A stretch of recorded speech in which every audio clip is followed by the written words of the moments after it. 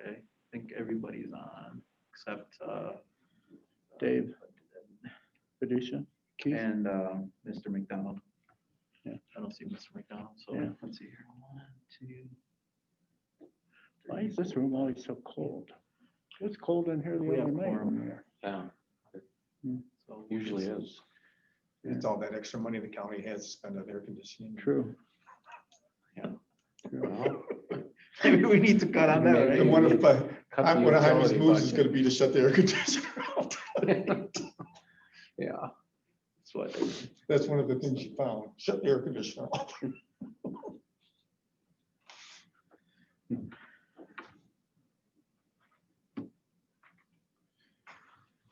Ready? Yep. All right.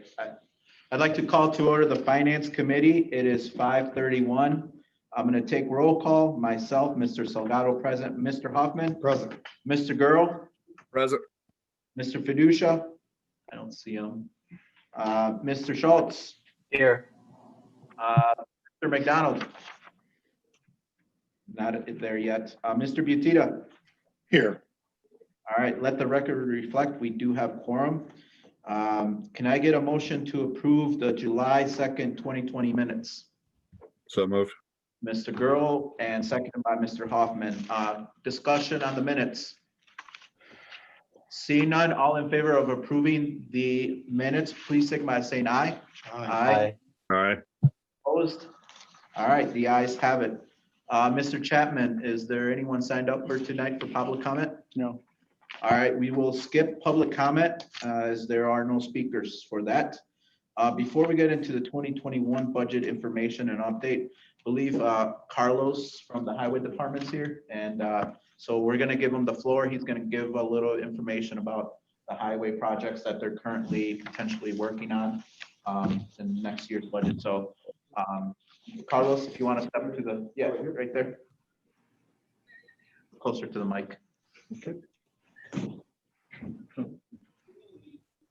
Thank you, Mr. Salgado. Yeah, I wanted to talk to you guys about the projects that the County Highway Department is planning to do in 2021. And in your packet, there is a sheet that looks like this that shows the projects that we are planning to do in 2021. And, as you can see, it's divided by funds, 461 being County Highway, then County Bridge, Federal Aid Match, MFT, and then the next one is 469, and that's that new fund is the Rebuild Illinois funds that we have been receiving from the state of Illinois for bondable projects. So when you look at your sheets, you'll see that we are, for 2021, that we are overspending, and basically all our funds, especially on MFT and County Highway. The reason for that, especially, it's got to do with the MFT funds. We actually in 2020 we received close to $2 million revenue, but we're spending that money in 2021. So that's one reason why it shows it shows us for MFT it shows about $2.5 million expenditures over the revenues. Every fund it's over the reserve amount that we have set for each fund, and then for a total of when you look at all the funds together minus not including the Rebuild Illinois funds, we're close to $1 million over the reserves. What happened also with MFT, and this is where County Highway was hurt a little bit, was that we had about $700,000 on MFT projects that if I had kept them in MFT, then that would have put us under the reserve for MFT. So what we did is we moved it to County Highway where we had the reserve. I'm sorry, the funds, the available funds over the reserve to absorb that close to $700,000.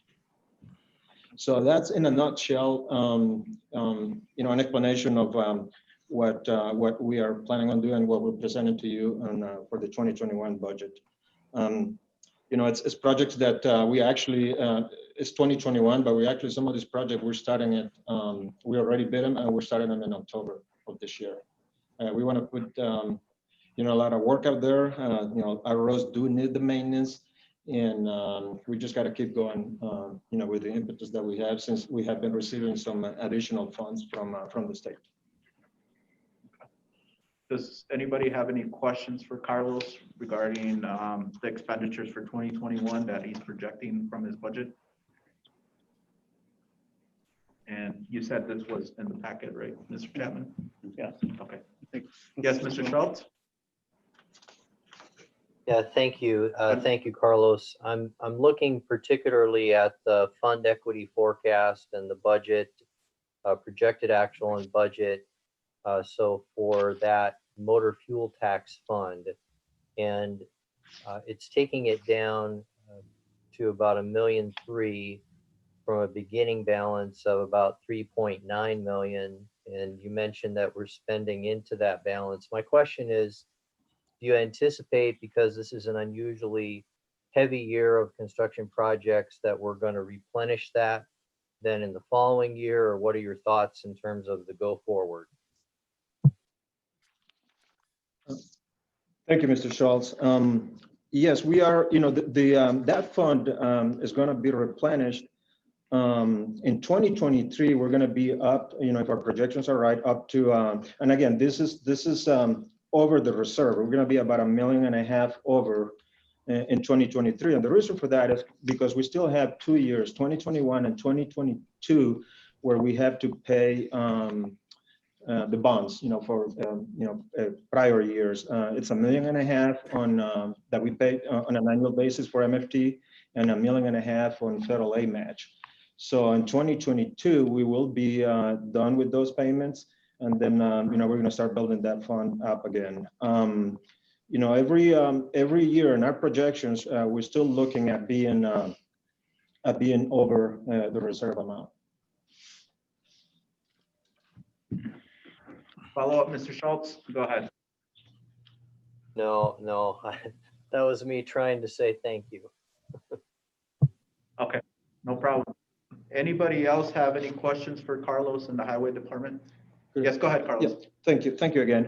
One thing that I do need to add is that we're being very conservative with, especially with the MFT, as you know, because of COVID. A lot less people are driving. So instead of we're in our 2021, we're estimating that we're going to receive about $1 million less than what normally we should receive. So if people start driving a little more, that amount is going to go up a little bit. So we're being very conservative for 2021. What's the reduction that you're saying? It's for 2021, we're looking anywhere from $800,000 to $1 million less than what we normally would have received. In 2020, we received about $500,000 less than what we normally would have received.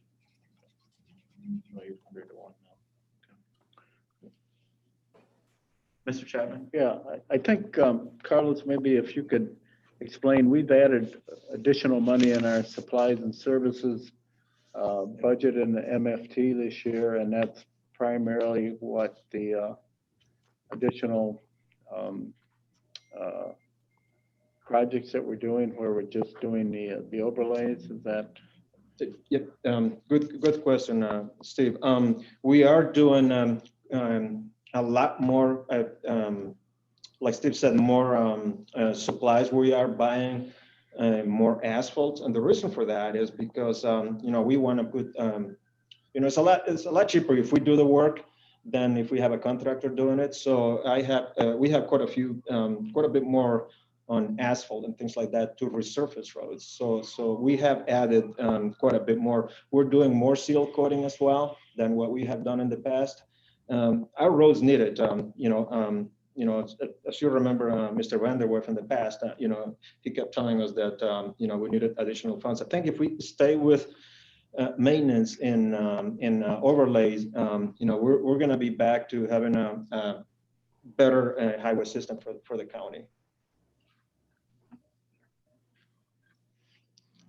Anything else, Carlos, that you want to add? No, I think that's it. Any questions, please? Yes, Mr. Webster, I see your hand up. Yeah, thank you. Yeah, I just want to say that, I've been on the Public Works Committee for a number of years, been on the board for a number of years. And this is one department that I see has, as far as personnel, has shrunk over the years. A lot less people working there than there was. And we've got people doing more. We've got less people accomplishing more work. And I think part of this, when I look back on it, there is it was the, I don't know what you want to call it, the goal or whatever, that going back to Joe and Vanderwerf when he was there, and he put us on kind of a different path. And Carlos has been there all this time to see that, and he's carrying through with that as well. And I'm happy to say that even though our county highway employees are terribly underpaid compared to their counterparts around the county and the state, they are still dedicated workers. And the one thing that we have, our goal has been the last few years, is to at least, if we can't get them more pay, more on the check, we're going down this road of having a lot better equipment to work with. We have this rotation now on vehicles and on equipment. And so the equipment that they have to work with now is make them much more efficient and happier campers. And I'm glad to see that we at least get them some safety equipment in the way of uniforms and so forth. And so anyways, long story short, Carlos, I have all the faith in the world that you're going to keep us on the right track. Thank you. Thank you, Mr. Webster. Go ahead. One more thing. There's one more sheet in your packet, and that's for equipment for this next coming year. Again, because of the the way that the budget looks and all that. This year we're only proposing to purchase two tractors for all the mowing that we do. Typically we try to purchase more equipment. This time we're only buying two tractors at the cost of $60,000. Any other questions for Carlos and the highway department? All right. Well, thank you, Carlos, for this information. Very vital to us. Thank you very much. Thank you. All right. So without further ado, we'll move on to our next item, which is 2021 budget information and update. I'll hand it over to Mr. Thompson and obviously Mr. Chapman to kind of walk us through a couple of things. Mr. Chapman, do you want to, should we start with the resolution? Yeah, included in the packet, what I did, we had this resolution that laid over at the county board the other night relating to the sheriff's budget amendment increase of the $2,723,000. And included in that resolution was some direction from the board or the committee to look at what we would consider either revenue increases or budget reductions relating to the additional expenditure for the sheriff, the $2.7 million. I spent a good amount of time going back through the individual expenditure reports, the budgets for the different departments in the general fund, the 1% fund, and also some of the revenue items related to the sheriff. There is a sheet that's attached that reflects some of the additional funding sources that we've identified. The biggest one being the additional reimbursements we're getting from for the federal prisoners, which is almost $800,000 and more than what we had budgeted. I think we had budgeted $1,080,000. It's coming in about a little over 1.8. A couple other items, and then we also looked at expenditures that we anticipate not being spent this fiscal year, the contingency budget, we put in the general fund, which was to be used for primarily the non-bargaining unit raises, the 2% that were given January 1st. Most of the departments were able to absorb those increases, and therefore we used very little of the contingency, or we anticipate using very little of that contingency before the end of the year. Other departments, again, just looking at what's been spent to date versus where we anticipate spending by within another 30 days, and compared to what the budget numbers were, was about a little over $1 million. And then some of the other areas, supplies and services, capital debt service, building maintenance, part of that has to do with the utility costs being less, natural gas, et cetera. That 100,000 under administrative, that was some capital money that was budgeted that wasn't spent. Supervisor assessments, less assessment notices that were sent out this year. Dependent children, a small amount. And then there was an amount that was included in the debt service account in the 1% budget this year, which I'm not certain as to what it was for. I think it might have had to do with the Starcom project, but we're spending much less in that particular area. So you take all these together, and there's probably a little bit more that we could have incorporated in here, but we got to the 2.7 million that was requested under the resolution. So. Okay, and so from this perspective, there's no action need to be taken at this point in time. Tomorrow at the board meeting, obviously we'll have discussion on that, but Mr. Chapman wanted to bring this to your guys' attention. As you know, we're short on time. It got laid over, and then we have this board meeting this Thursday tomorrow. And so one of the things is trying to identify where the revenue sources, or essentially the offset, would be to the $2.7 million. And I see Mr. Arena is on there. Is there anything else, Mr. Arena? I just wanted to bring this up to you as well. So with all what do you call it? With that further guidance, I think this is an attempt.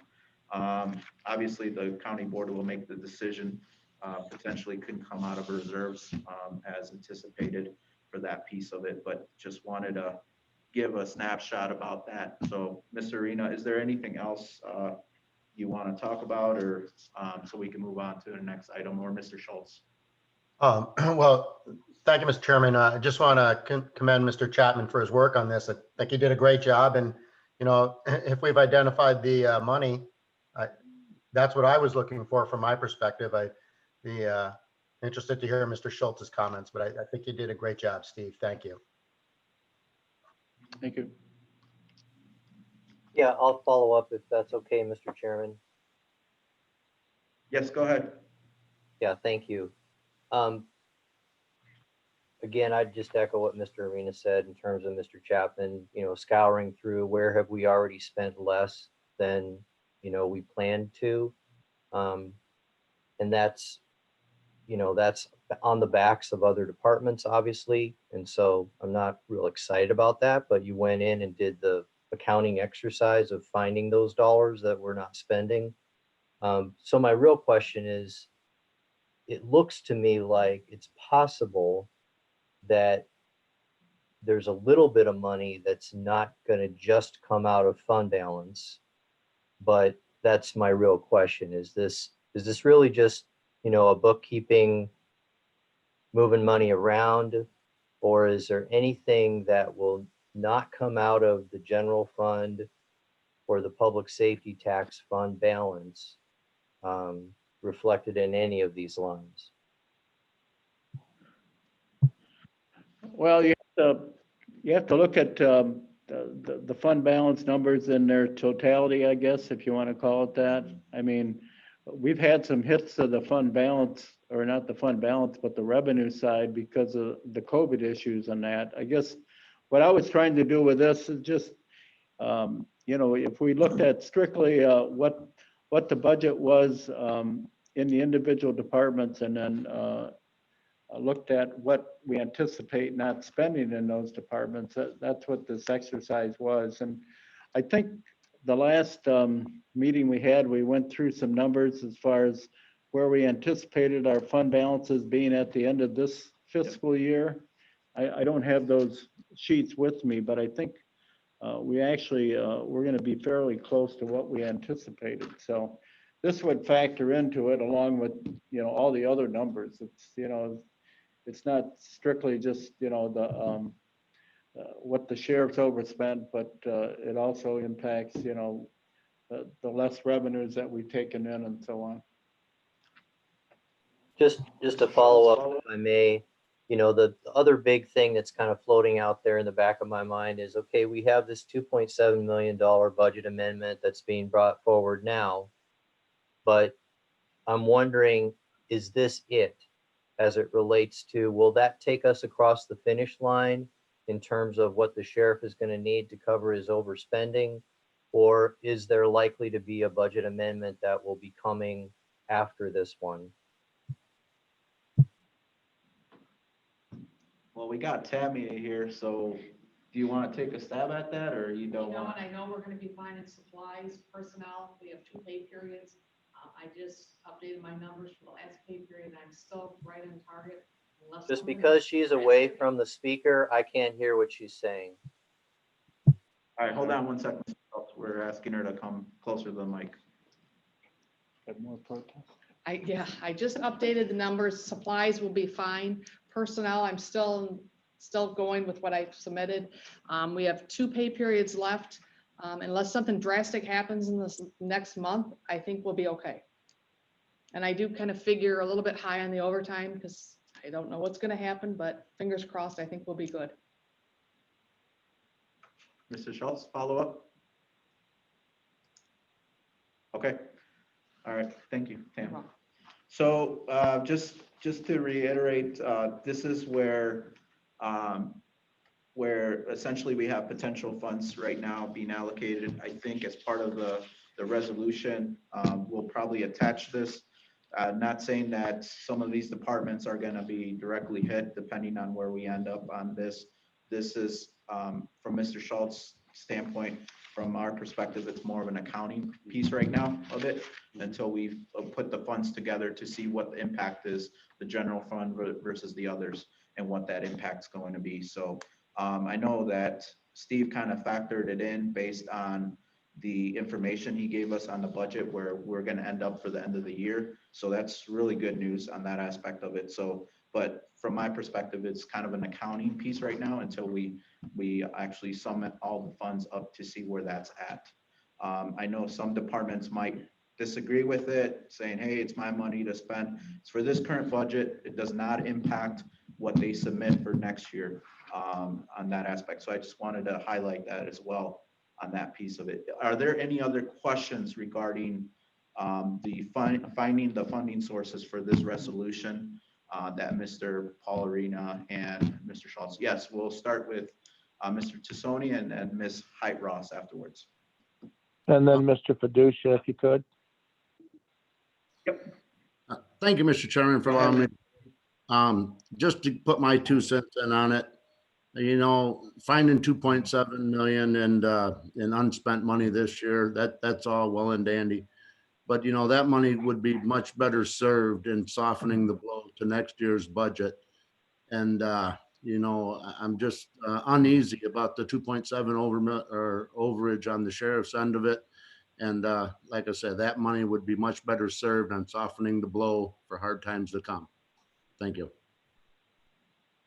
Thank you, Mr. Tassoni. Ms. Height Ross? I had a question for clarification. Are you anticipating reducing the department's budget by the amounts that are on the list that's submitted to come up with the 2.724 budget amendment for the sheriff. Yes, That's based on the projections. Okay, so what input do the elected offices have regarding a reduction in their budget when the budget cycle has not yet ended? Because that's Well, money that we relied on for this fiscal year, and we're still in this fiscal year. So my question is, because I haven't been consulted, so has anyone consulted the other offices regarding potential reductions to their budget prior to the end of the year? Thank you, Mr. Chairman. You're welcome. Go ahead, Mr. Chapman. Yeah, I think there was still discussion as to if we were going to reduce the budget per se, or just indicate that those funds were available. The projections that we did in the individual budget, we looked at what the spending, the anticipated spending was throughout through the end of the year, and took that into account when we made these projections. But I don't think there's been a decision yet as to actually reducing those individual budgets. I think this was, as I saw it, more of an exercise to indicate that those funds would be available. Understood, but Follow, you're Ms. under a time constraint, so I guess when are, if you're going to reduce the other offices' budgets, when will that conversation take place, given the time constraint that you're under? That's my question. If you have an answer, thank you. Sure. And from my perspective, this, as Mr. Chapman has alluded to, this is a recommendation of essentially where we would cover that gap. Now, once again, that tomorrow is the decision we'll make. Now, if it's unpopular that this year, what's been presented is not a popular thing against the county board members, then it will die, and most likely it will come out of the regular general reserves, general fund reserves. As there is no other option availability, like you said, based on timing and having those conversations. So this is, like Mr. Chapman said, this is an exercise of where the potential, based on where departments are ending fiscal cycle expenditure and their projection. This is where we could capture that $2.7 million to cover those expenses. Now, if this is, we bring this to this attention, this is not the reasonable place that county want to go. Most likely, if the budget amendment goes through, it'll have to come out of the general reserves, and that's the direction. Mr. Fiducia, and then Mr. Schultz. Thank you, Mr. Chairman. Can you hear me? Yes, we can. Mr. Chairman? Okay. Yes, we I apologize. I apologize to my late coming to the meeting. I had extenuating circumstances. My question is, and I didn't catch the beginning of this meeting, but with the funds that are being captured to cover the 2.7 million, and I guess it's on the same question that the state's attorney had, will there be any hardships to any of these departments that are that the money's being captured from? You may have already touched on that, but that is my question. Will there be any hardships to any of these other departments reference that money being used? At this time, I don't believe so, but again, we only have 1 month's worth of payroll left, so it's I think I factored in the ability for the individual departments to meet their payrolls. So. Oh, very good. Thank you. Go ahead, Mr. Schultz, and then Mr. Arena. Yeah, I just want to clarify a couple things that have been said, because they are kind of in opposite directions. What Mr. Chapman said is that we are not changing in any shape or form the projected deficits and the reduction of our fund balance. Is from the last meeting to this meeting, he's saying that we're going to end up at about the numbers that he gave us at the last meeting. And so this $2.7 million that we're talking about, we're not actually reducing the amount that will come out of our fund balance. All we're doing is showing how we can specifically offset the sheriff's $2.7 million request with other funds that have not been spent this year. But the not been spending part is what Steve Chapman already factored into his year-end fund balance projection. So we're not saving any money. And yeah, it's just very important that the group around the table understand that. We're not changing anything in relation to spending. We're still going to spend every dollar we thought we were going to spend. We're still going to lose as much out of the fund balances as we thought we were going to lose.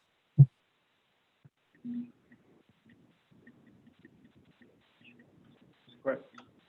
Yes, go ahead, Mr. Arena. Thank you, Mr. Chairman. So just so that I make sure I understand correctly, this process of approving an amendment is basically just an accounting activity where we're acknowledging that it's okay to spend the money. If we never approve this budget amendment, the money's already been spent. Whatever need the sheriff had has been taken care of. It doesn't affect anything, right? This is just us going through our budget and identifying we would have been 2.724 million over where we expected to be, and now we're not. Do I understand correctly, Mr. Chapman? Or Yes.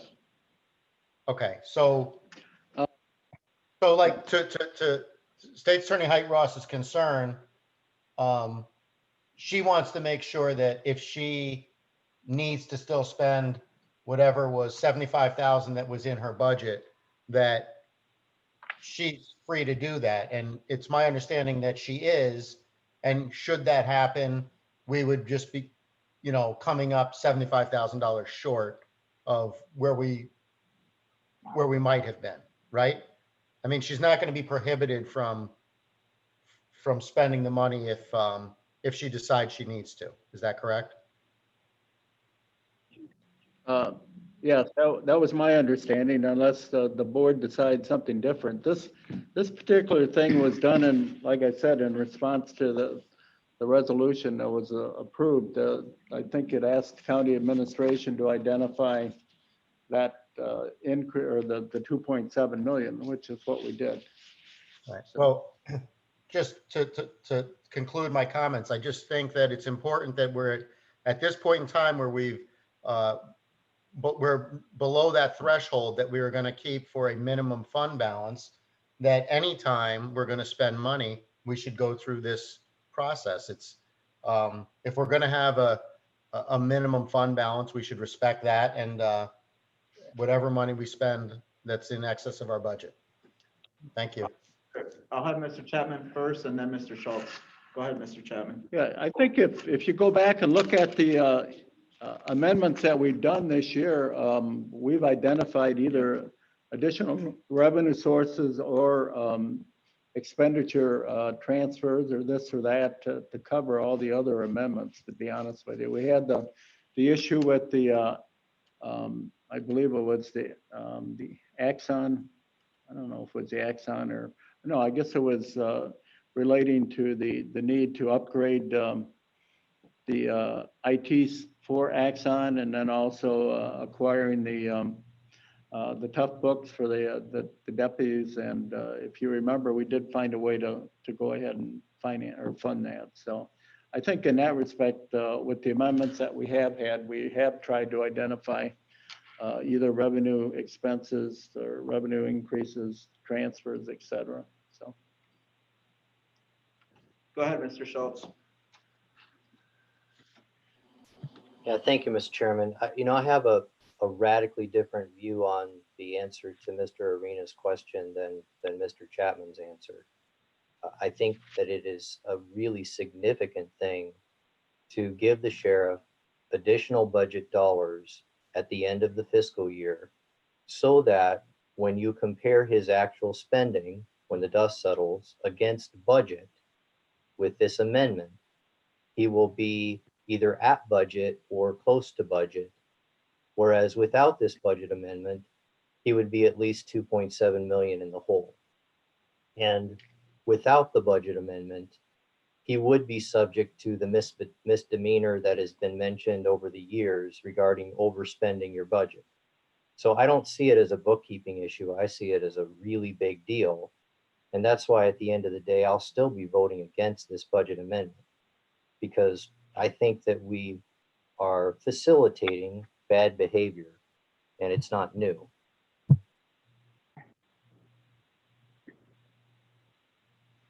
Any, Mr. Chairman? questions? Yes, Yeah, go ahead. Mr. Chairman, Mr. Kadush, thank you. I know that this was a resolution that we passed, and from my experience on being on the board, you could take a resolution and wad it up and put it in the wastebasket. I was wondering, in the future, maybe personnel and policies or finance could look at any time that there is a budget amendment made, that there's an ordinance saying where that money is going to be coming from, because I find that, as Mr. Schultz says, and I kind of agree with him, there's been due diligence from a lot of other departments on, spending their money wisely.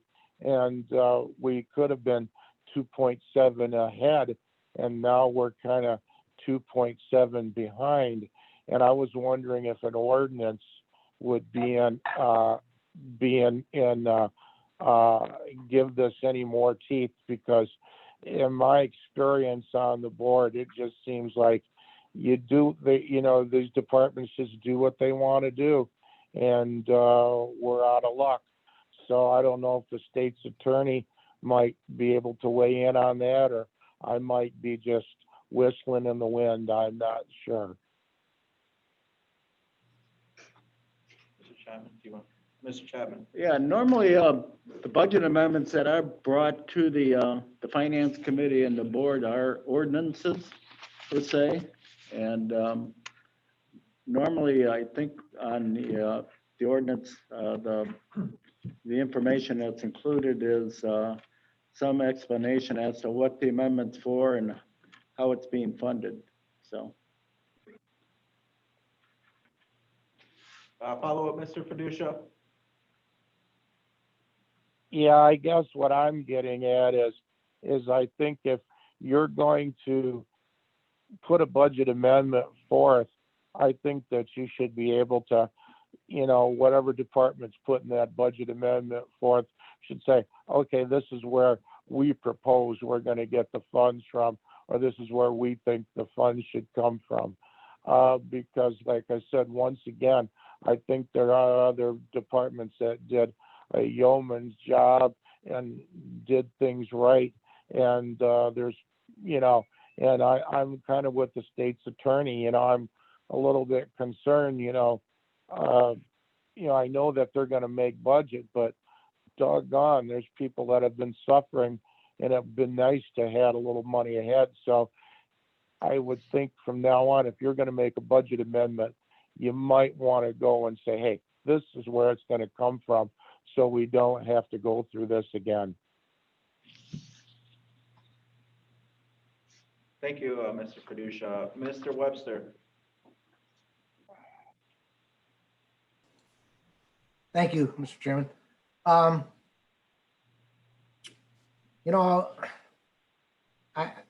When I heard what Paul said, Mr. Arena said there, I sense that it's difficult to kind of understand a lot of this, why this is happening, and how it affects other departments and so forth. And once again, I'll say this, I've said it many times, I'm not a financial wizard. That's why I'm not on this committee. I leave it up to you guys for guidance.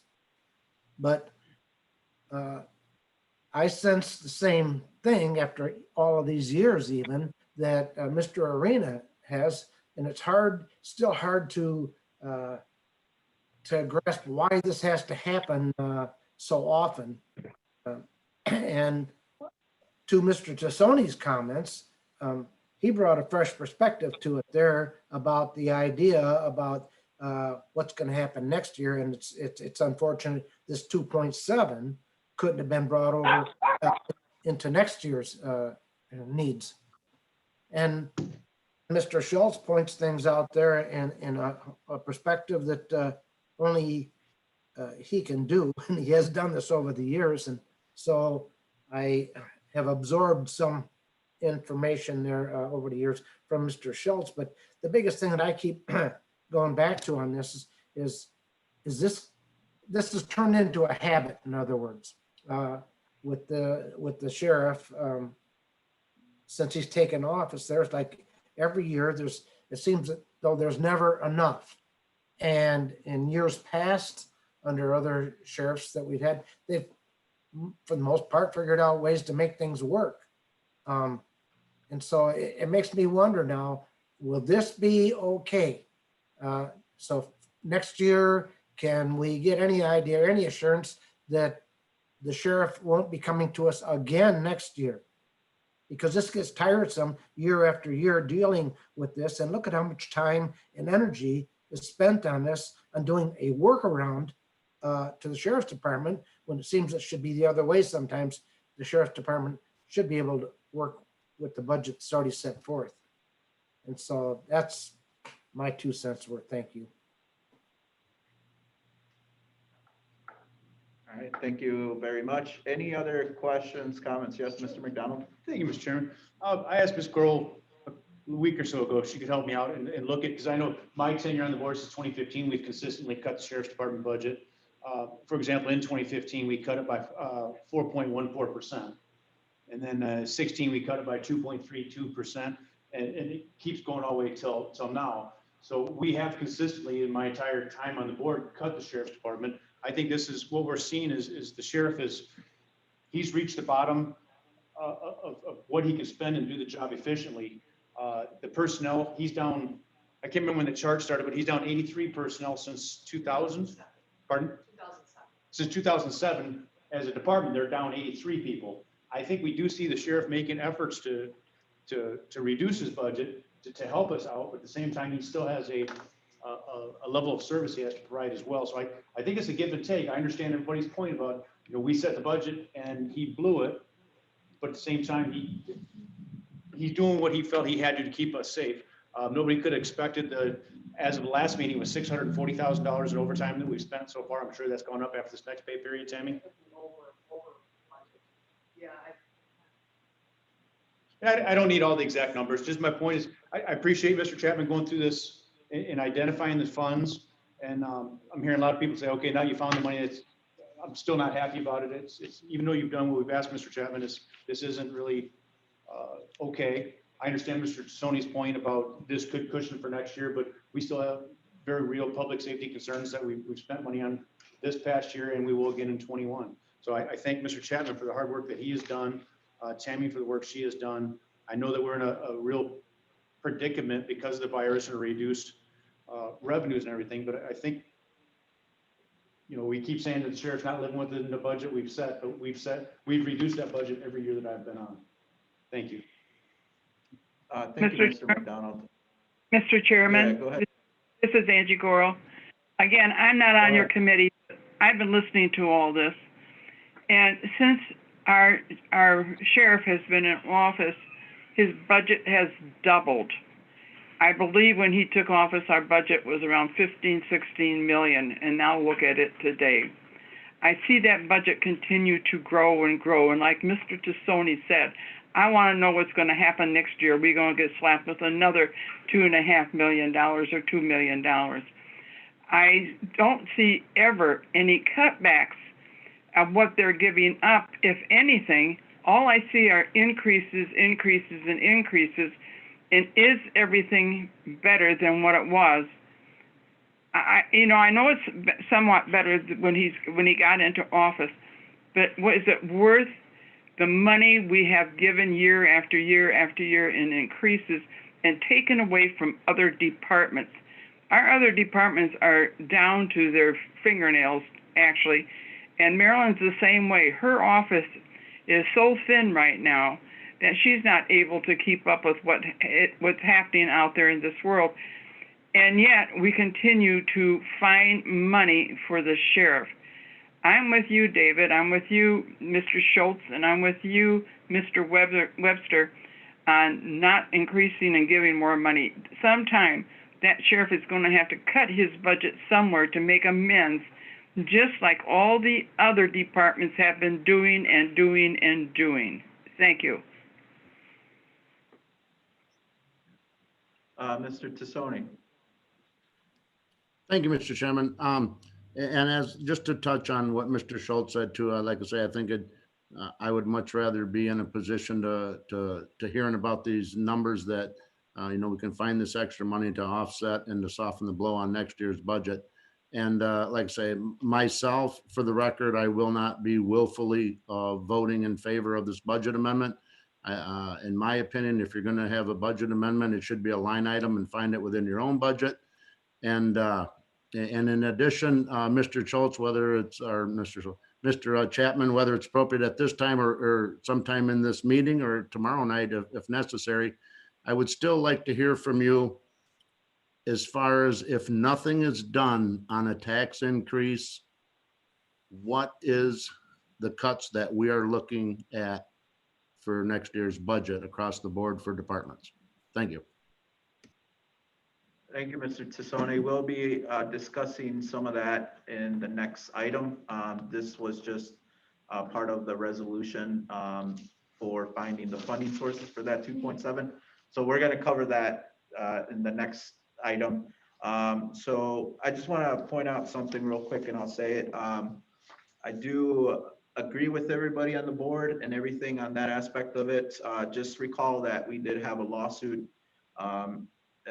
last fiscal cycle, and I wouldn't venture if we continue to not give any more money, we'll probably be at the courts on that aspect of it. Regarding this 2.7, there was talks, I want to say back in January, February, with their attorney, Mr. Eckel, Mr. Chapman, if you recall. We've met a couple times. They were projecting where they were gonna end up. And at that time, we said, hey, propose a budget amendment, because we don't want to wait till the 11th, 12th hour and have the surprise. And the goal for that was, okay, what can you do to close the gap? We got some time, got January, February. What can you do to scale back on some of your expenditures, personnel, whatever the case may be? We're not here to dictate your operations, how you do it. That's why you're the sheriff. You got elected. That's your job. But what we were pushing back on was the sheriff, this accountability. What can you do to close that $2.7 million gap, right? Then this whole thing happened with COVID and whatever the case may be, we still had discussions. But I gotta hand it, at least, we were upfront, sheriff came in, we're projecting a 2.7, somewhere around there. But Mr. Chapman and I wanted to push them to get this budget amendment through. So at the 11th, 12th hour, we weren't trying to decide, hey, what a shocker. At least we have it in our budget numbers where we're gonna end up at the end of the year and kind of start looking at next year's budget. So I just wanna give some context to it.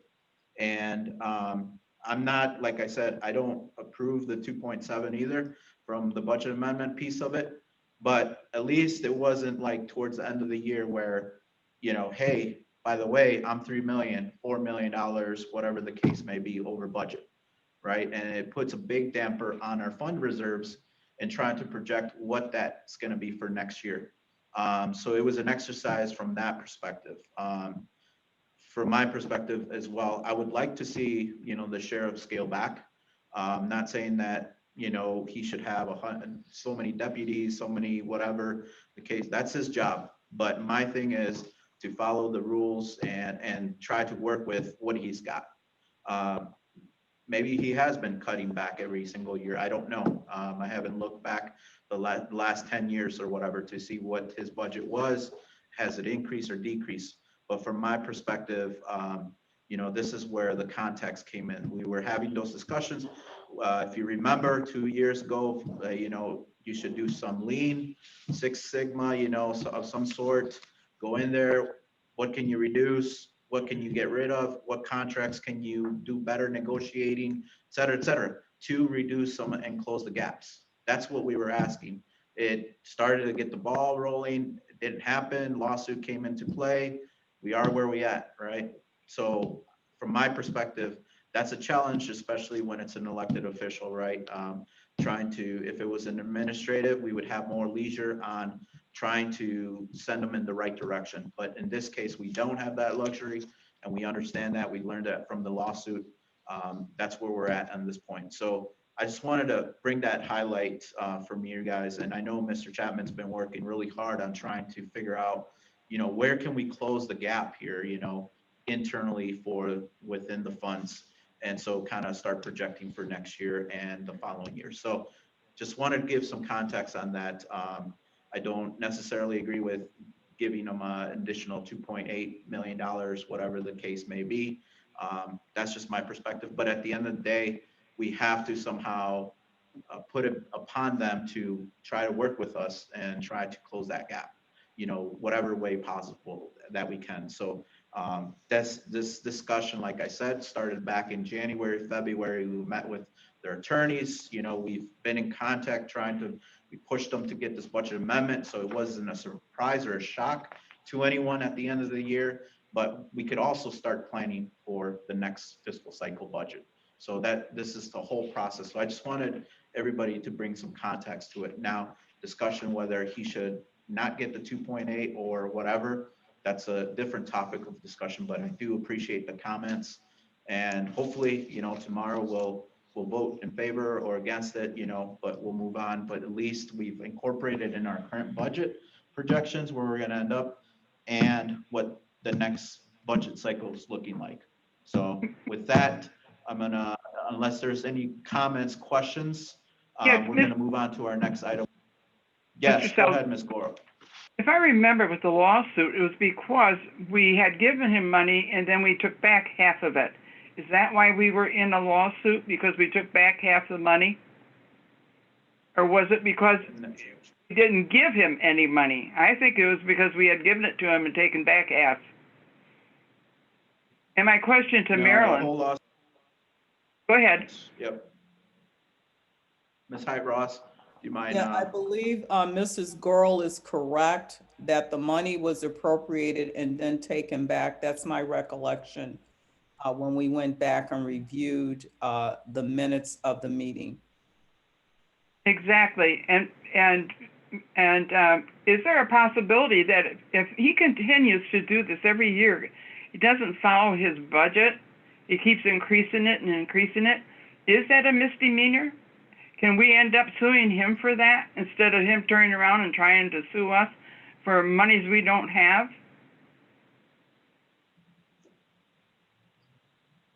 I would have to defer that to the state's attorney or someone that would Okay, so know the about question state was, is that a misdemeanor? It is a statutory misdemeanor. It's within the discretion of the state's attorney's office whether or not to file those charges. And as we had discussed previously, the board does have authority to set the number of deputies. That's within the discretion of the board. Thank you, Mr. Chairman. Thank you, Ms. Marilyn. Hyde Ross. Okay, thank you. Any other questions, comments? If not, we'll move on to our next item. All right, seeing none, Mr. Chapman, up to bat again. Okay, thank you, Mr. Chairman. I believe at the last meeting, Mr. Salgado asked if we would look at the impact of coming up with a balanced budget, what the impact would be on the individual departments. What I tried to do is look at the total budgeted expenditures in both the 1% and the general fund department based on the numbers that we previously provided to you. That budgeted expenditures is about $90 million, a little over 90 million. as I mentioned before, there are, certain expenditures that you can't really reduce, such as bond payments, elected official salaries, other expenses, utilities, there's a certain amount of utilities you got to pay, contractual obligations we have, such as the sheriff's contracts that he has with McChesney Park, the school districts and so on. So what I tried to do, and again, this was just an exercise in going through the different departments and looking at the different items that are included in the budget, to try and come up with some sort of a number of what we would consider expenditures that we really couldn't reduce.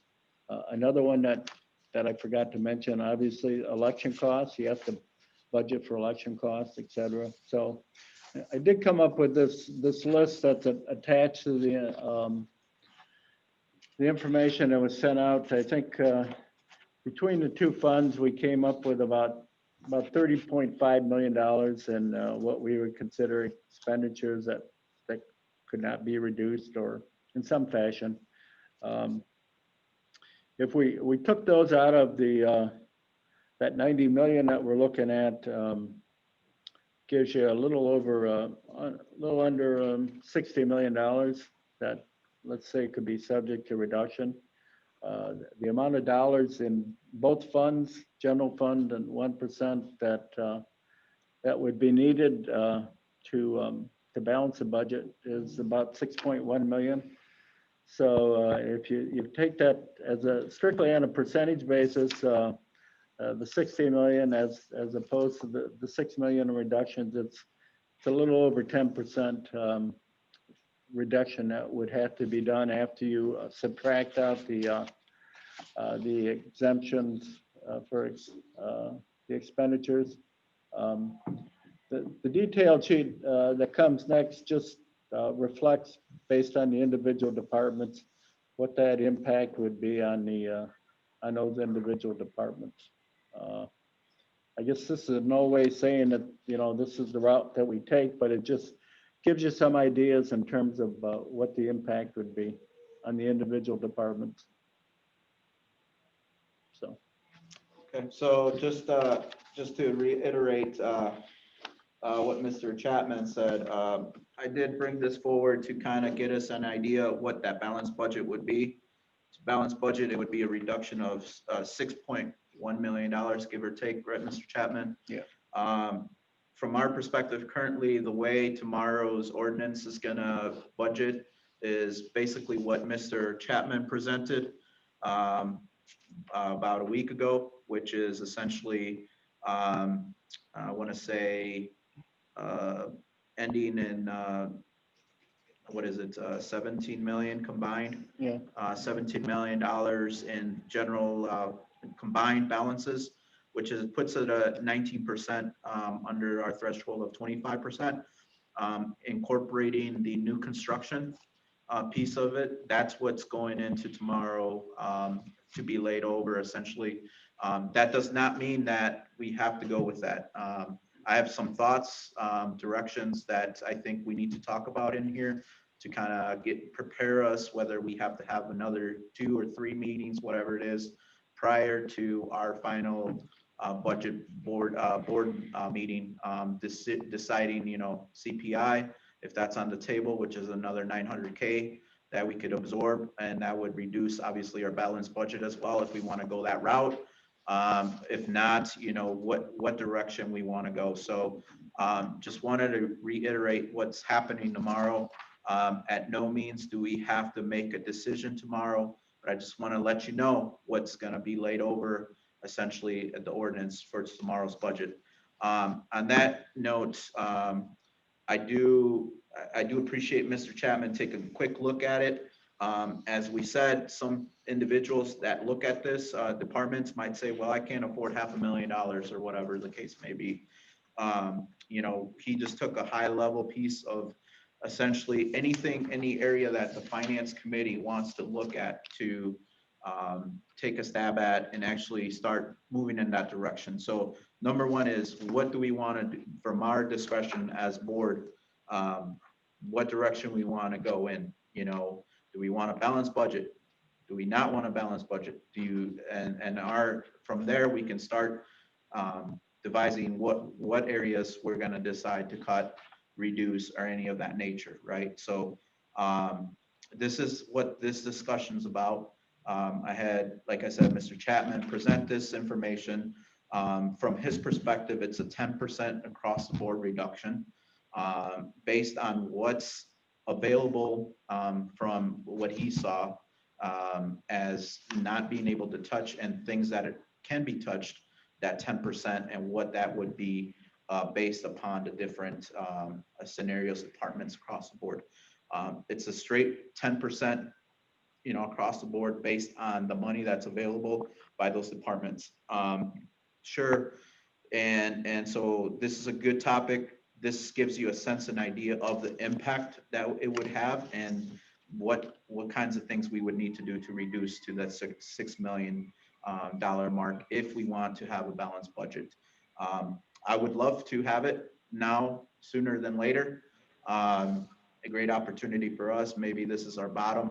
Hopefully in the coming years, you know, our sales tax increases, our property tax, you know, whatever, continues, our rate goes down, but we're collecting more on assessments, et cetera, et cetera.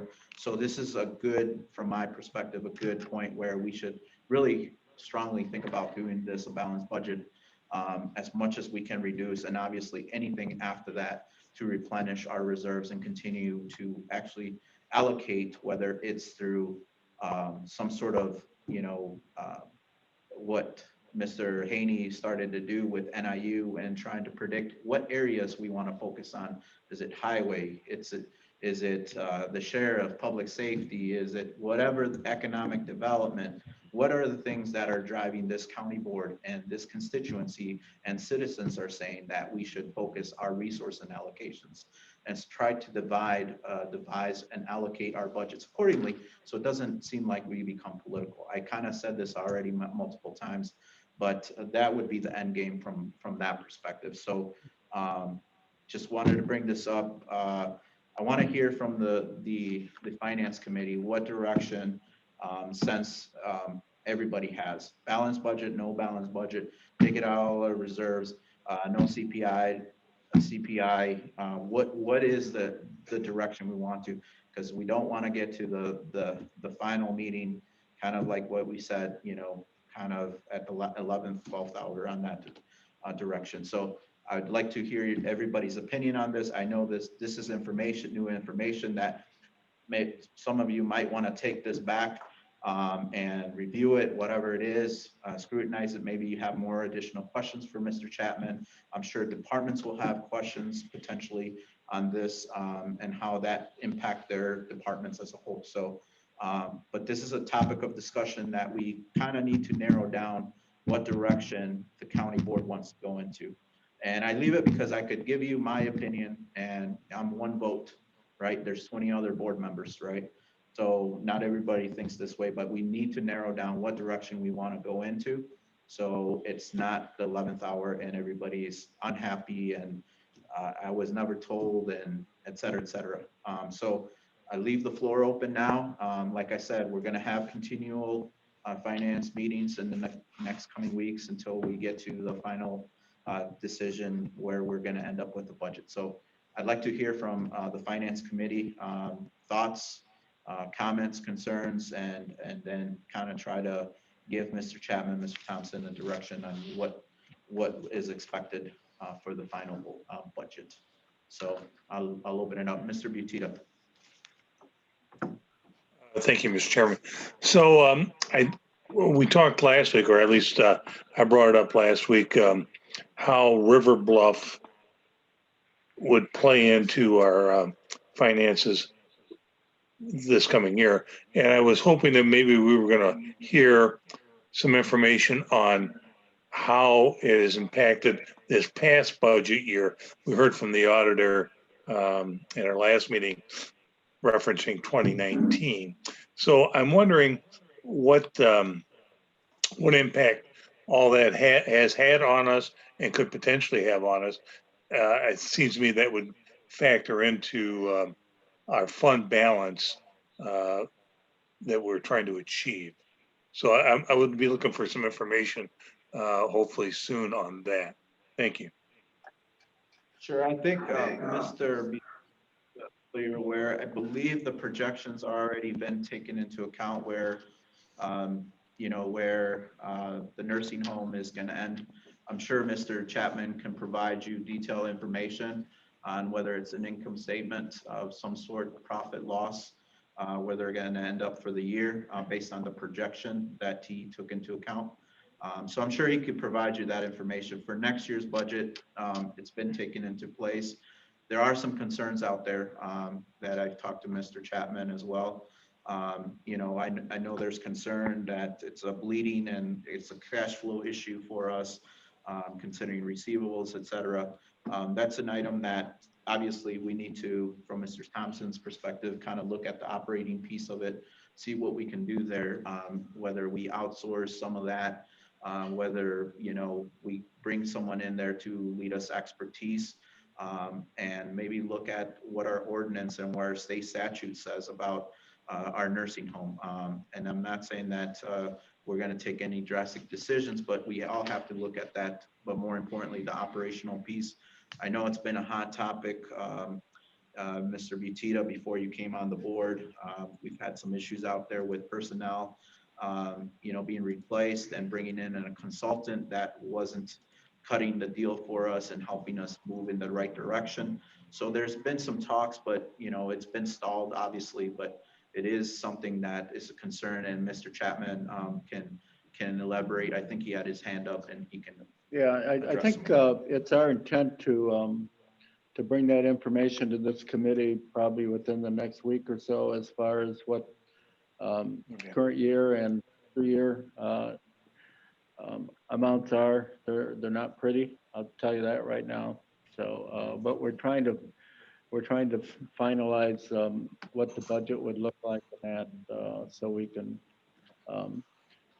put something in the budget for tomorrow night, but at the same time try and explain to the committee and the board what's going on. Follow up, Mr. Butita. Go ahead. Yes, thank you. So yeah, I'll also follow up with you, Steve, if I may have some additional questions, just to try to familiarize myself with the numbers that you've provided so far. But just for the record, I am in favor of a balanced budget, and I would obviously be looking at revenue and the expenditure cuts. So I'm willing to compromise, but I would probably want to see those cuts before I would make any approval on any increased revenue. So that's probably the way I'll be approaching this over the next few weeks. Thank you. Thank you, Mr. Butita, for that correction. Mr. Schultz, and then Mr. Girl. Yeah, thank you, Mr. Chairman. Just a couple quick things. One, that it's not just based on what the auditor said about the annual deficit of the nursing home. It's also the impact on the general fund cash balance. What the auditor said as of end of 2019 is that some of the general fund money had to be reserved to deal with the negative cash balance for the nursing home. So at some point, I do think we need clarity on, is the general fund balance that we have actually all available to us or not? And then the other point you heard me say last week is I'm looking for a balanced budget. Thank you. Mr. Girl. Thank you, Mr. Chairman. Just I guess a question or a comment on this reduction of 10.23%. Do we know what impact that would have to departments if they can make that without laying off multiple people? Do we know if they can do that without laying off people? Have we heard anything back? Because I'm looking through this, and a 10% reduction to some of these departments have to mean personnel. I just don't see where we're going to cut it without walking people out the door. So just wondering if we had any feedback or if this has been discussed with the departments yet, or if that's coming. So I'll just listen for the response. Thanks. Mr. Chairman, I have a comment. Yeah, hold on one sec. Mr. Chapman's got the floor, and then I'll go to you, Ms. Worrell. Thank you. Yeah, I mean, we have not discussed any of this with the department heads. It was just, I actually just finished it yesterday, I believe it was, or the day before, and I wanted it to get to you folks first.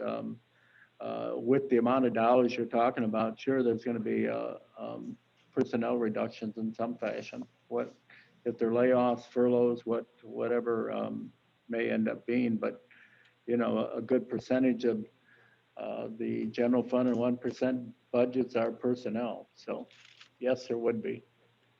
Yeah. And just a quick follow-up, if I could, Mr. Chairman. Go ahead. Thank you.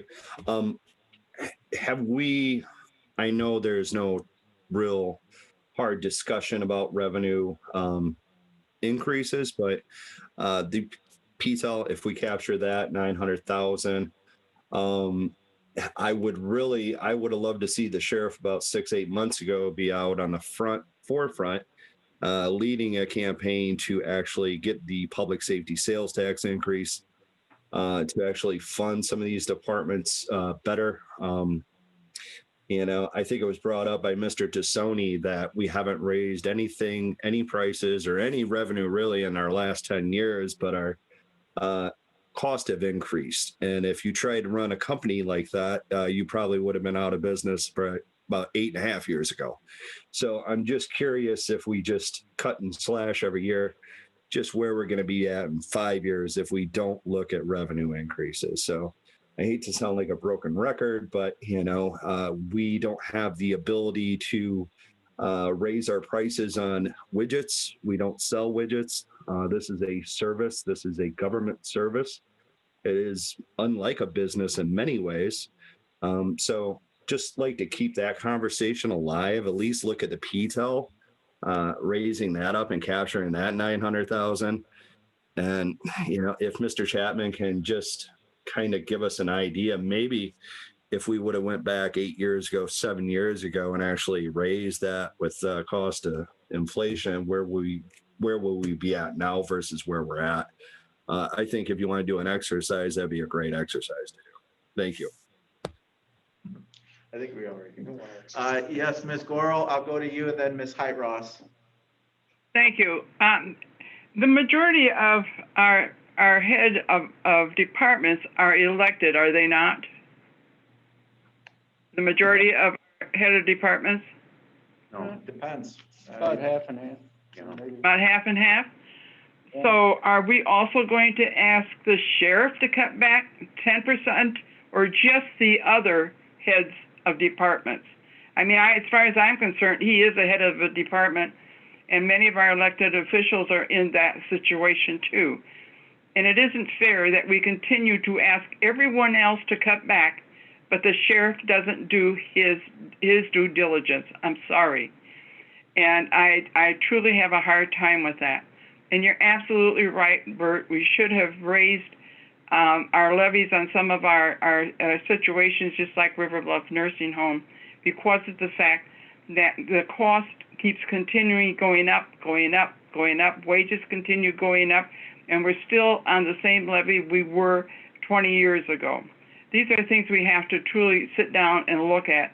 The public isn't going to be happy with us, but they aren't going to be happy with us either if we have to start closing down River Bluff and the animal shelter and some of these other places too, because we do not have the money to continue them. And when you're thinking about closing them down, would you please figure out where you're going to put 150 residents? Because other nursing homes won't take them. They only have beds for about 10. So think about that, because the majority of the residents out there are Medicare, Medicaid. We do have some private pay, but think about where you're going to put those residents. I mean, they're going to look kind of funny running down the street in their beds or their wheelchairs because they have no place to go. They don't have that many relatives alive anymore that you can say, hey, relative, take them home and take care of them. there's not that many. Many of them are at the end of their families.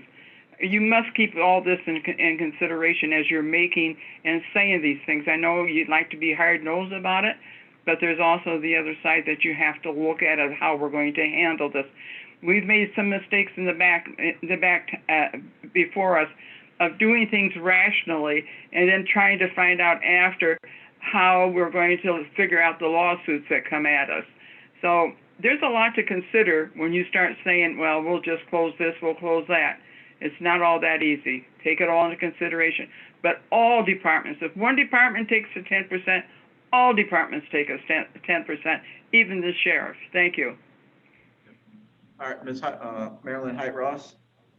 Thank you, Mr. Chairman. I did want to respond to Mr. Girl's question and just share with you, if you cut 10% from the state's attorney's office, we will not be able to conduct our business. As all of you know, violent crime is up.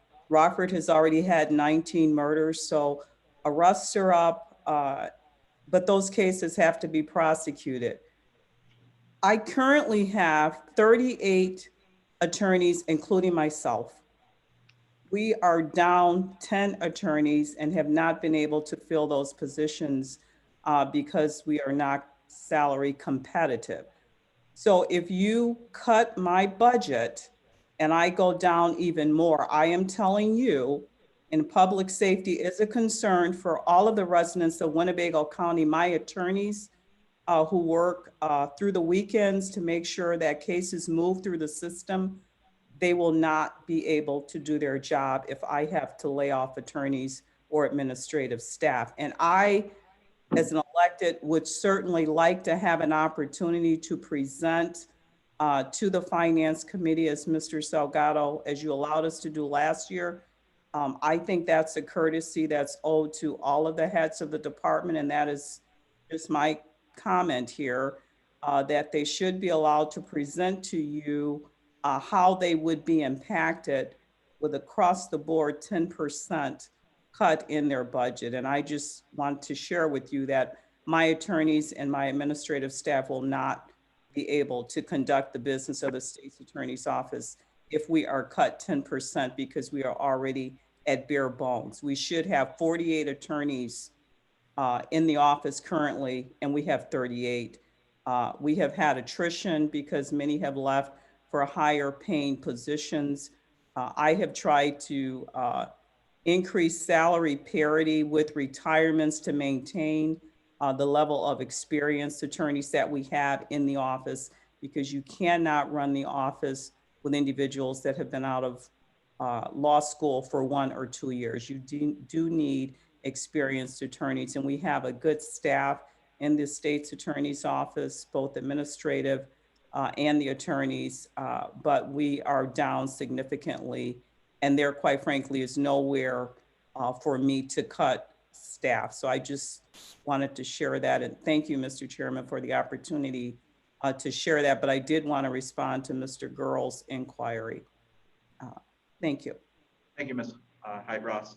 Anyone else have any questions, comments? Mr. Reno. Thank you, Mr. Chairman. Couple comments looking at the list. I see the public safety building, $650,000. That thing needs to get shut down. So whatever portion of that is being used to support anything other than the lower level, I think we need to just take it out right there. As of the beginning of this next budget cycle, we're done as far as I'm concerned with that. We had given plenty of notice that the building was going to be shut down, and we don't have the money to keep supporting it. My other question is, under administrative, what makes up that number, Mr. Chapman? It's a significant amount of money. Amount subject to reduction is, you got over $5 million here. What exactly is that? A big portion of that is the health insurance budgeted for the general fund departments. Plus, that's I think about 5.4 million of that number. A lot of the other expenses are expenses not necessarily attributable to specific departments, and they're incorporated into that particular budget. But the main part of that budget is the health insurance for the general fund department. So if I look through the budget that we were given last year, would there be a more detailed breakdown of what makes up these numbers?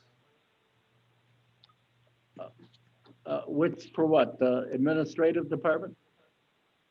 Yeah, I mean, you have amount subject to reduction, $5,324,000. That's a lot of money subject to reduction. And if we reduced it by 10%, that's $544,000. I'd be curious what impacted there. Between that and maybe the public safety building, you know, there's $1 million. But I just like to know. Well, again, who's being impacted by this. First of all, this was just an exercise to come up with the amount, okay? And we felt was expenses that couldn't be reduced, okay?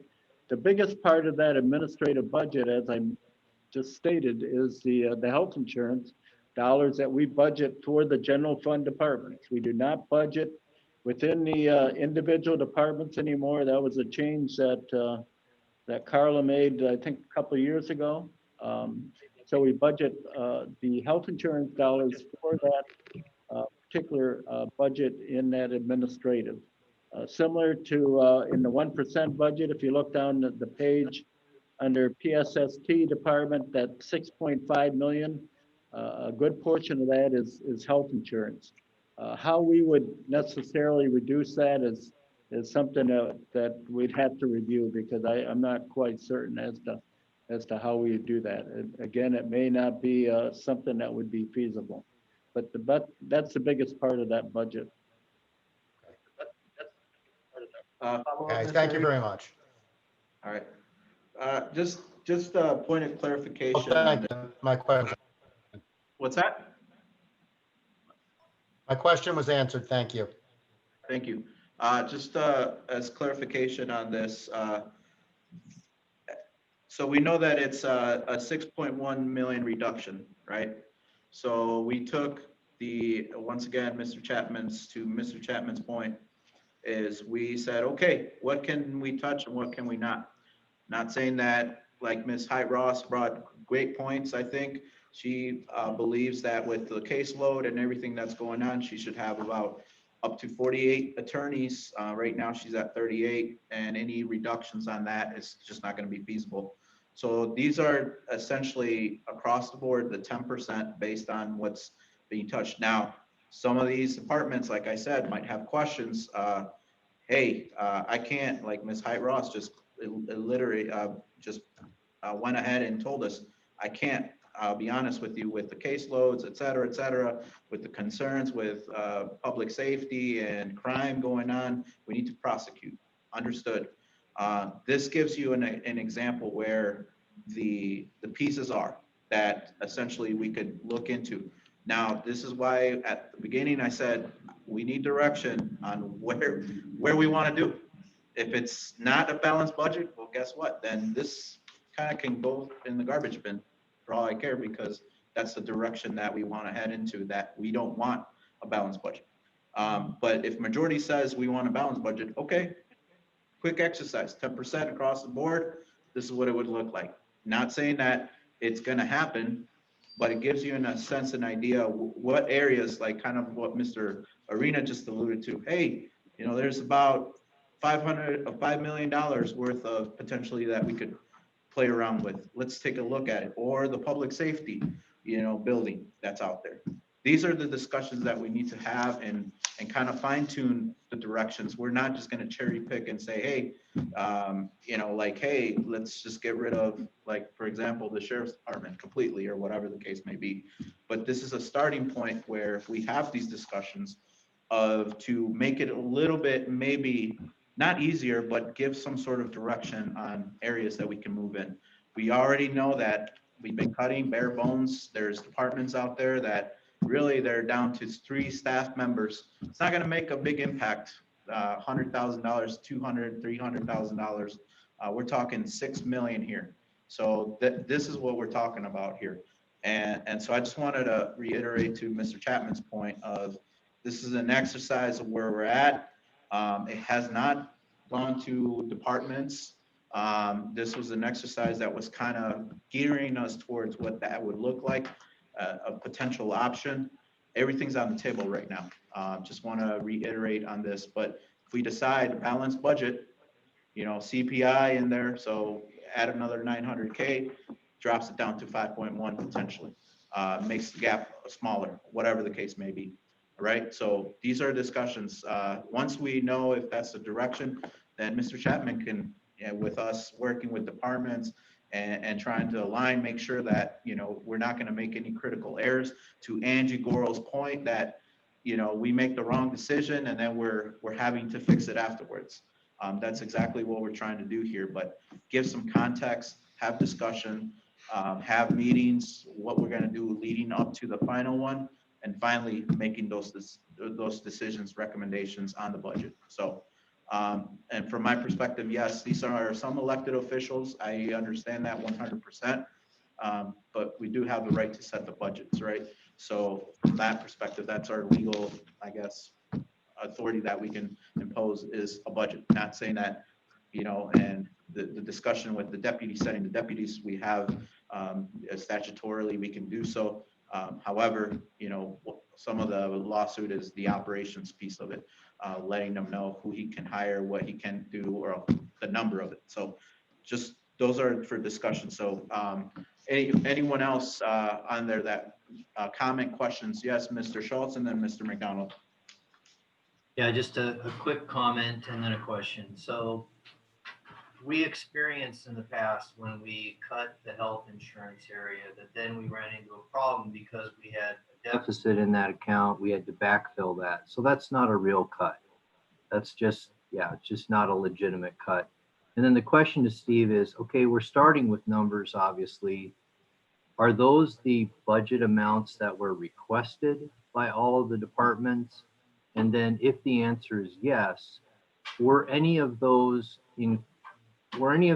requested amounts substantially greater than the current year's budget? Because I think that's a significant factor in any kind of cutting process.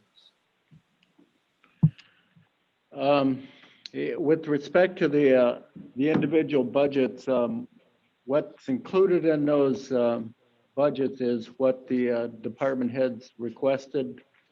There were certain adjustments that we made, fairly minor in terms of some of the departments. We had to factor in the projected salary increases that are contractually obligated to for the different unions that we have. As far as the budgets themselves, probably the ones that are comparison to last year, pretty much would be the sheriff budgets, because if you remember, I believe the committee or whomever decided that they were no longer going to fund the $1 million for the jail contract, the medical contract. So that's back into the sheriff's budget this year. Also, the additional deputies, or, well, I guess it'd basically be the additional personnel that was not funded by the county last year, which is probably part of the budget amendment that we're doing at this time. We added additional corrections officers based on the request from the federal U.S. Marshals to continue that contract. So I believe most of the other departments are pretty much within, you know, a certain percentage of what they were last year. The big increases are that. And I guess my philosophy in looking at that was to let's incorporate the requests that they have and go from there, as opposed to, you know, just kind of ignoring things. So. Follow up, Mr. Schultz. Yeah, I mean, what you just said is like a sucker punch. So I would really like to know what the dollars are related to the sheriff increases that are built into this. And wow, I mean, that is the place where we ought to take the lion's share of this. And I know it's everybody's saying, oh, but doggone, that's where we have to start.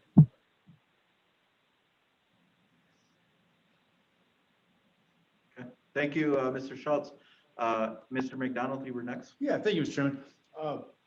I agree with State Attorney Heights-Ross's comments. I think they're obviously very similar to the sheriff's comments as well, as far as not being able to do their job with public safety. I think State Attorney Height-Ross and her office is equally important in public safety, because it's not enough to go get the bad guys, then nothing happened to them. They've got to work together. So I also wouldn't support cutting the state's attorney's office right now, especially with all the gang activity going on. What'd you say, 19 homicides right now we're up to, State Attorney Height-Ross? You know, you've got your casework cut out for you.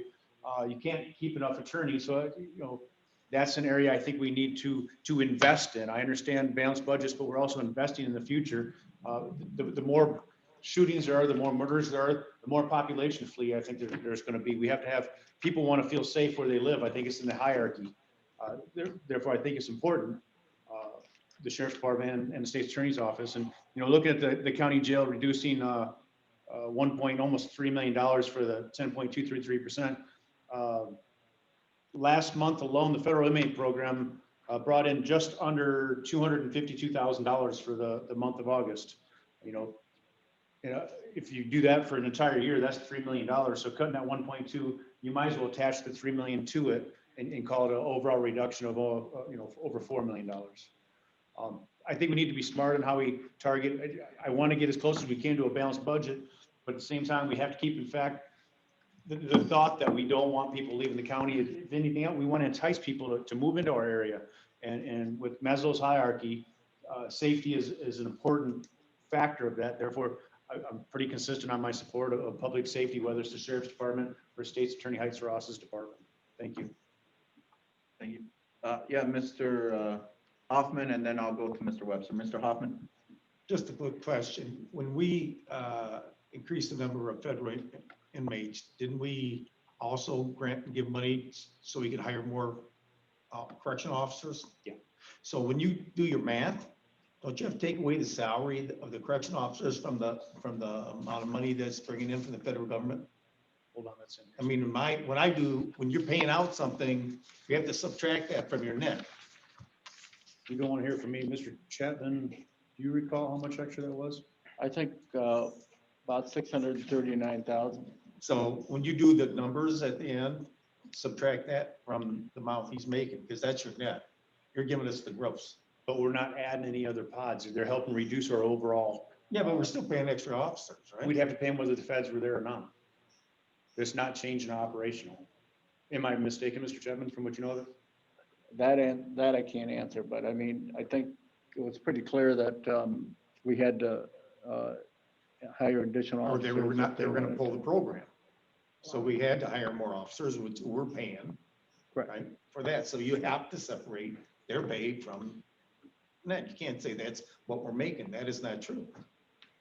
Significant portion is. A good portion, but give the right numbers. That's all I'm saying. Mr. McDonald, anything else? No, he's making a, what's that? Fuzzy Matt. Mr. Webster. Mr. Webster, go ahead. Yeah, thank you. Maybe this isn't the time or place for this, but it seems like we're having kind of a come to Jesus discussion here about dollars. And I got a question for our state's attorney, Marilyn Height-Ross. How many, when I see the arrests being made on a daily basis of the bad guys running on the streets there and shooting and causing all kind of havoc, whatever the hell they're doing there. But it seems to me that about half of the arrests that are made, one of the charges associated with that arrest is felon in possession of a gun. Okay. Now, believe me, I'm a pro-gun advocate legally. But when I see these arrests being made and a felon with a gun That's a federal law, a federal offense. So what, it just occurs to me when somebody gets arrested for that, and then they got a little bit of dope or whatever the heck else they got going on, a break and entry or whatever, why do we even bother? Why do we have to mess around putting them in our jail and prosecuting them for these other offenses when they are dead to the rights, violating a federal law? And the feds created that law. And if the feds stepped up to the plate and took the prosecution of that, they would be a federal prisoner then incarcerated in our local jail. And they'd have to pay that, I don't know, fee for incarcerating them. But moreover, the more important thing is they would then take over the prosecution, put the guys away in a federal jail, so it's not in one of our state prisons, adding more, I don't know, more pressure to our state prisons, and which would mean more tax dollars for us to support them in prison. And so I guess what I'm getting at there is I've been exasperated for over the years why the feds don't take over on an arrest felon with a gun when it's a federal offense. And all I've been told in the past there is, well, the feds don't like to do that because they're cherry picking. They only want the most, I don't know, the heinous crimes or whatever. But that's a bunch of BS. The feds made the law. The feds need to take over. So I don't know. That alone right there would probably save undue stress, uncalled for stress and time for your department to be having to prosecute these guys on all these other charges.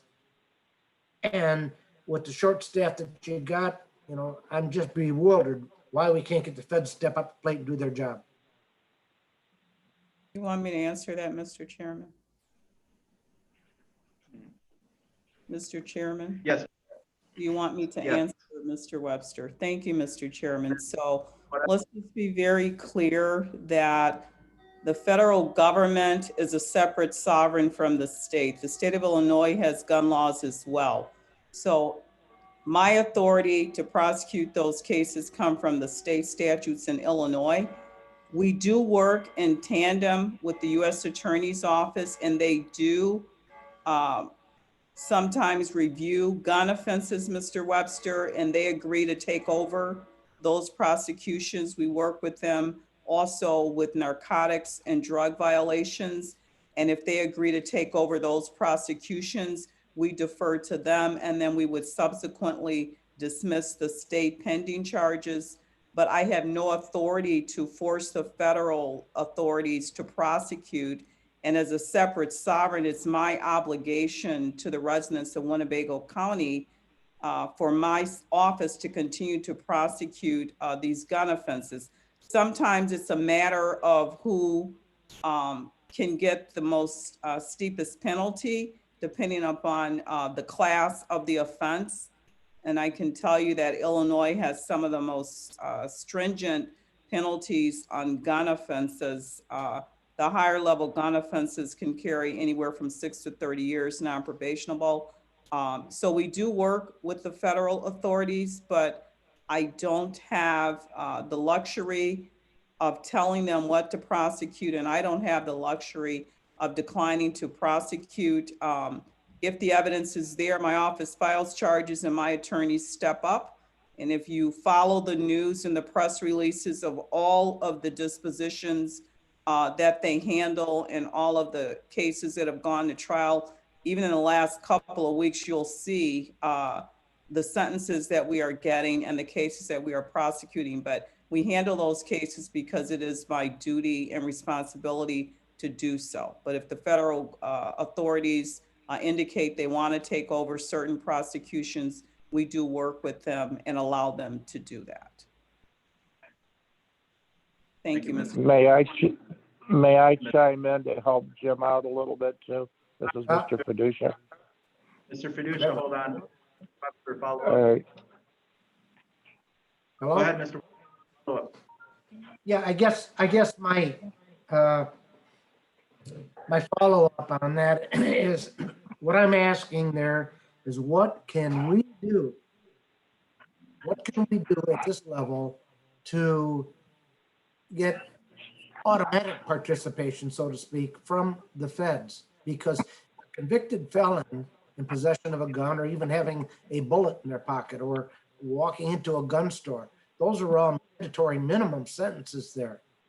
So without even trying to decide, who's going to do it and who's not going to do it, and maybe we could get them on a lesser charge or whatever, still the responsibility falls upon the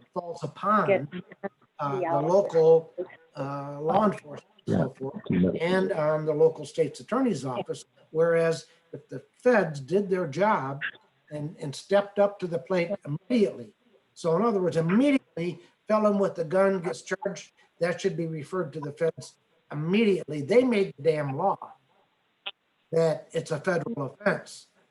And so why, I guess I'm asking, what can we do as a county to put more pressure on the feds to take more responsibility for a law that they created? That's the issue, because I don't care why. The point is this: if you get the guy in prison, he's out of our community. He's gone, right? And it's a federal offense, so that he's in a federal jail. He's nowhere near his homies or whatever. And in the meantime, if there are other charges that he could be charged with on a local or whatever, when he gets out of the mandatory minimum, then we could deal with that. But in the meantime, the guy's immediately out of our responsibility, so to speak. And that's what I'm just asking, what could we do as a county to, force the hand of the feds to do more? That's what's so exasperating to me. Thank you. And if you got an answer for that, I appreciate it. And my response is you have no authority to force the federal officials to do anything, because they are a separate sovereign than the state of Illinois. And so that's why we collaborate with them, we work with them, but I have no authority to force them to take cases. You have no authority to force them to take cases. In fact, even if I charge and prosecute someone, because the federal authorities are a separate sovereign, they also can prosecute that person in federal court. So they are not barred. For example, if I charge John Smith with unlawful use of a weapon by a felon under the state statute and prosecute that person, the federal authorities are not barred from also prosecuting that person, because they are a separate sovereign under the laws of the United States. And that's how they operate the federal system. So they are dual prosecuting systems. They have no authority over how I prosecute, and I have no authority over how they prosecute, because we are considered dual sovereigns. And it's not double jeopardy for a dual sovereign to prosecute an individual for the same offense. Now, obviously, we work together. We don't want to duplicate our efforts, and that's why we work with them on cases that they are willing to take. But if there's a case that they don't want to take, we prosecute it. Sometimes there are narcotics offenses that involve federal agents working in tandem with local law enforcement authorities, and the U.S. Attorney's Office doesn't want to take the prosecution. My office prosecutes that case. We're a separate sovereign, and we will prosecute that case. Thank you. Mayor, I'd like to try and help Jim out with that a little bit if I could. If it's brief, I think Ms. Hyde Ross kind of answered Mr. Webster's question. I think we need to move on. Well, what I want Jim to understand is most law enforcement officers, when we arrest somebody, and I say we arrest somebody, we arrest them under state statute. And a lot of times we have to call a state's attorney and get authorization for the arrest. And a percentage of the time, we can't just decide we want to call a U.S. attorney, because they're going to tell us, no, the state's attorney is the one that has the authority on that.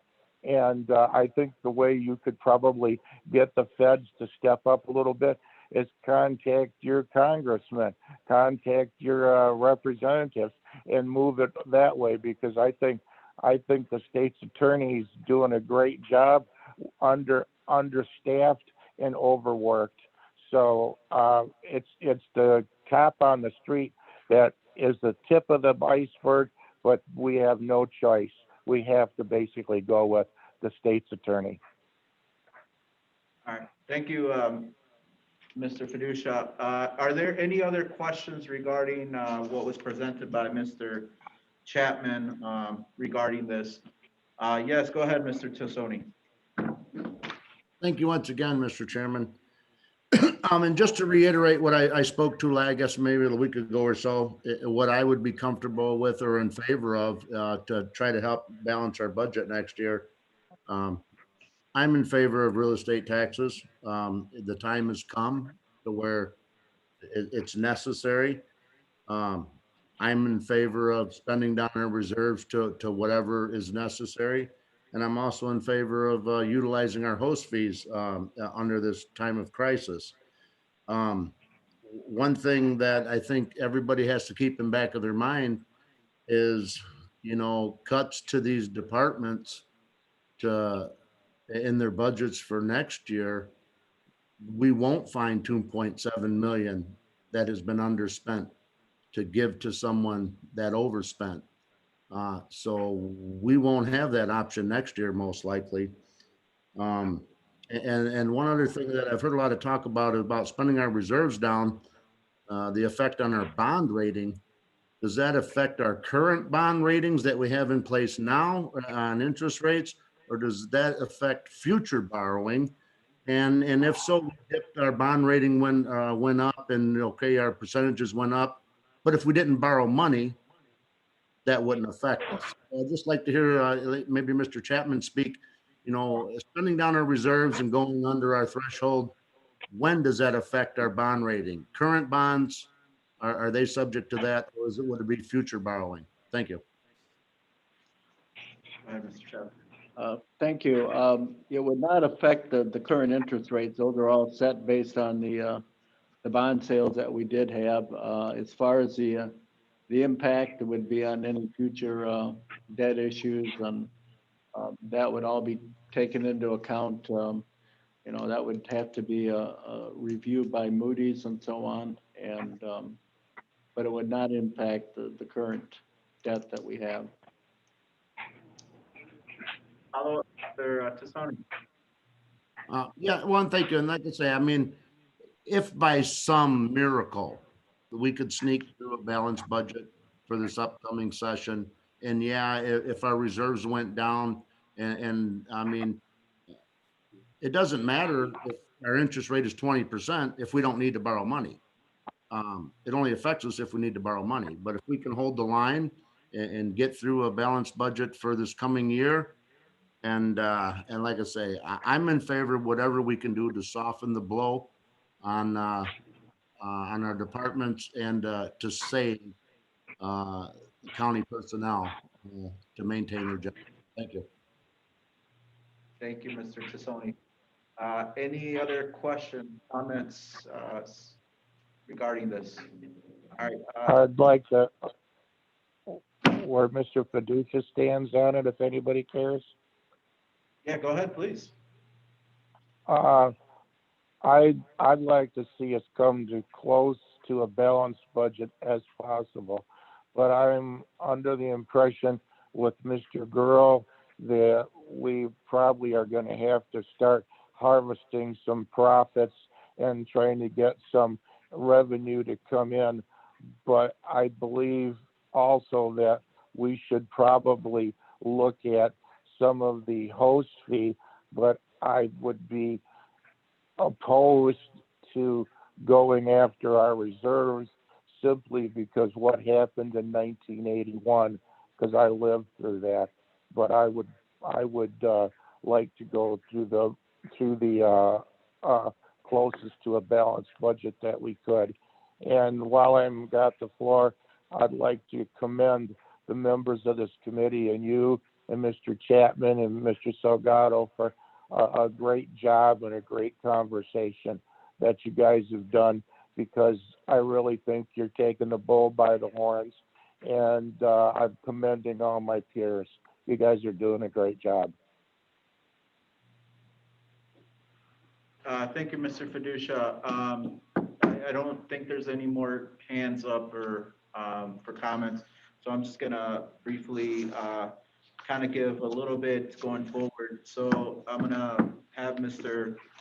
Chapman, Mr. Thompson, set up some more finance meetings to kind of address some of these things. And we'll start having discussions about, there's a lot about balanced budget, but there's also interest about, you know, using a hybrid, whether it's the CPI, whether it's, you know, going to that 25% threshold on fund reserves, also using some of the host fees. So this discussion, you know, we'll still hold it. We'll have Mr. Chapman look into some of these things that we just discussed, potential recommendations.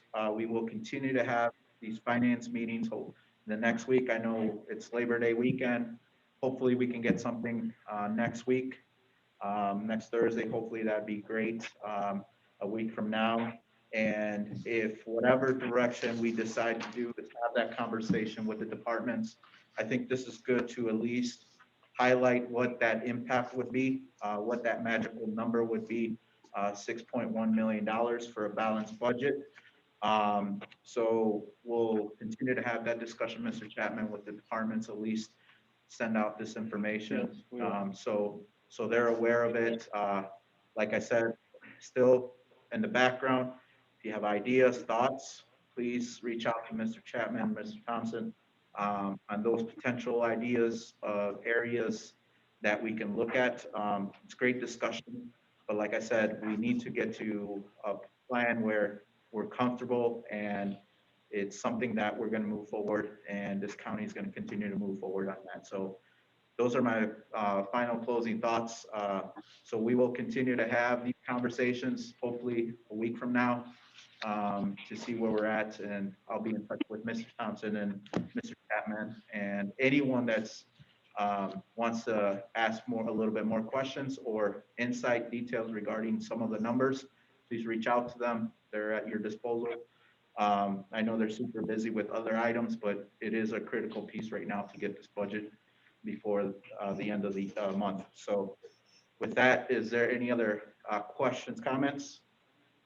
Seeing none, other matters to come, Mr. Chapman, Mr. Thompson? Good. All right. Can I get a motion to adjourn? Mr. Hoffman, seconded by Mr. Girl. Please sing by saying aye for adjournment. Aye. Aye. Aye. Have a Opposed? good evening, everyone. Ayes have it. Thank you very much. Thank you. Don't Have go a good down night. to- Good night. What time? No, there was a big fire at that Metro Christian Church. Where? Isn't that the Oh, one yeah. right on the corner? Yeah, I've been hearing a lot